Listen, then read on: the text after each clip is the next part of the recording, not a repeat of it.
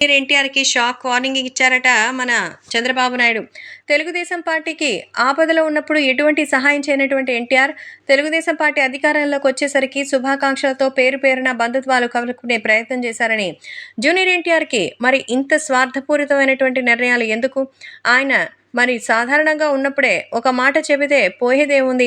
నందమూరి కుటుంబ సభ్యుల మధ్య ఇంత డిఫరెన్సెస్ రావడానికి కారణం జూనియర్ ఎన్టీఆర్ అంటూ చాలామంది ఓట్లు కూడా చీలిపోయాయి. లేకపోతే ఆ 10 ఓట్లలో ఒకటైనా సరే 10 స్థానాలు వైసీపీకి దక్కకుండా ఉండేవి.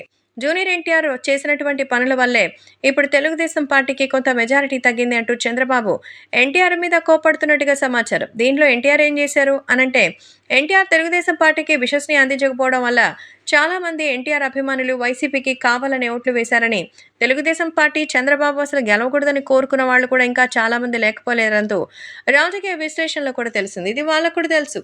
కానీ పెద్దగా డిఫరెన్స్ రాదని అనుకున్నారు. కానీ ఒకవేళ ఏదైనా తేడా జరిగి ఉంటే 5 సంవత్సరాల పాటు అల్లకల్లోలం అయిపోయేది.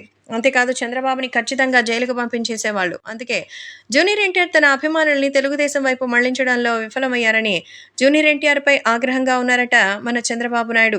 అయితే నందమూరి బాలకృష్ణ మాత్రం ఈ విషయంలో తనకి ఏమాత్రం ఐడియా ఉండదని, అందుకే ఆయన ఇంకా రాజకీయానికి సంబంధించిన ఏ వ్యక్తులు కూడా తనకు తెలిసుండే అవకాశమే లేదని బాలయ్య చంద్రబాబుకి చెప్పినట్టుగా అయితే తెలుస్తోంది.